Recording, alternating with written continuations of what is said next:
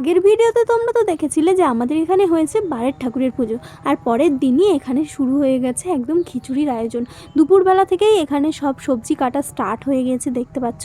আর এদিকে তো কিছু কিছু সবজি রান্না স্টার্ট হয়ে গেছিলো। এখানে হচ্ছিল সবজি রান্না, যা যা মশলা বানানো হবে সেগুলো বানানো হচ্ছিল। তারপরে আমি এখানে স্নান টান করে সন্ধ্যের আগে আগে চলে এসেছিলাম মন্দিরে ঘুরতে।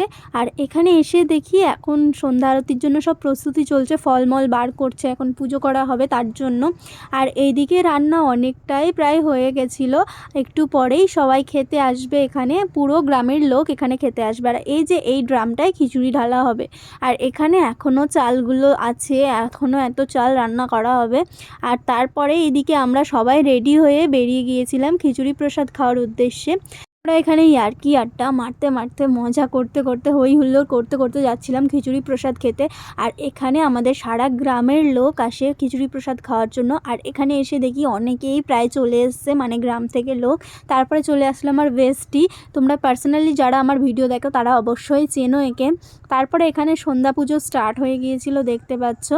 তারপরেই এখানে সবাই খিচুড়ি প্রসাদ খাওয়ার জন্য বসে গিয়েছিল। আমরা প্রথম ব্যাচে বসিনি, আমরা দ্বিতীয় ব্যাচে বসেছিলাম। আর এইদিকে সবাই খাওয়া স্টার্ট করে দিয়েছিল, আর আমরা এখানে অনেকে বসে বসে গল্প করছিলাম। আর এইদিকে চলে এসেছিল হচ্ছে বুগু, দেখতে পাচ্ছ তোমরা। ও এত খুশি, ও ক্যামেরা দেখলে এত খুশি হয়ে যায় কি বলবো। তারপরে এখানে আমরাও খেতে বসে গিয়েছিলাম। আর আমি এখানে বসার জন্য এত অল্প জায়গা পেয়েছিলাম যে কি বলবো, এত কষ্ট করে বসেছিলাম। আর এখানে আমাদের খিচুড়ি প্রসাদ চলে এসেছিলো। আমরা এখন খেয়ে দিয়ে বাড়ি যাই। আর তোমরা চ্যানেলটাকে সাবস্ক্রাইব করে দিও। আজকের জন্য এই পর্যন্ত, আবার দেখা হবে নেক্সট মিনি ব্লগে। বাই।